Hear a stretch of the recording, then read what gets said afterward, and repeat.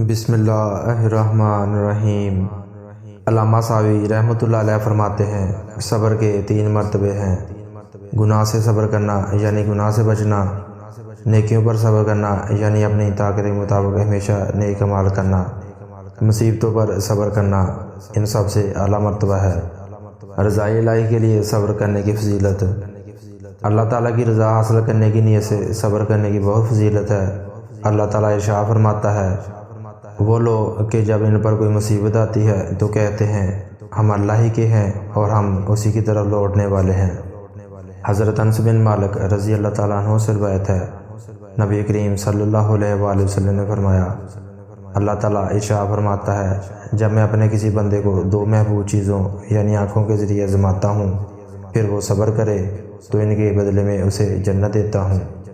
سرکار دو عالم صلی اللہ علیہ وآلہ وسلم نے ارشاد فرمایا، اللہ تعالیٰ قیامت کے دن ہر مخلوق کو جمع فرمائے گا تو ایک اعلان کرنے والا یہ اعلان کرے گا کہ فضیلت والے کہاں ہیں؟ کچھ لوگ کھڑے ہوں گے اور جلدی جلدی جنت کی طرف چلنا شروع کر دیں گے۔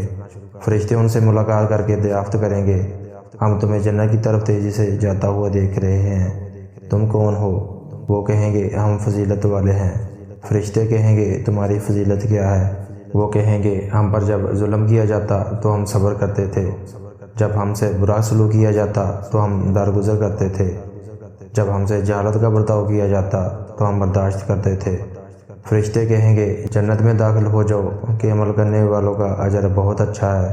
پھر اعلان کرنے والا یہ اعلان کرے گا کہ صبر کرنے والے کہاں ہیں؟ کچھ لوگ کھڑے ہوں گے اور جلدی جلدی جنت کی طرف چلنا شروع کر دیں گے۔ فرشتے ان سے ملاقات کر کے دریافت کریں گے، ہم تمہیں جنت کی طرف تیزی سے جاتا ہوا دیکھ رہے ہیں، تم کون ہو؟ وہ کہیں گے ہم صبر کرنے والے ہیں۔ فرشتے پوچھیں گے تمہارا صبر کیا تھا؟ وہ کہیں گے ہم اللہ تعالیٰ کی اطاعت کرنے پر اور اللہ تعالیٰ کی نافرمانی کرنے سے صبر کیا کرتے تھے۔ فرشتے کہیں گے جنت میں داخل ہو جاؤ کہ عمل کرنے والوں کا اجر بہت اچھا ہے۔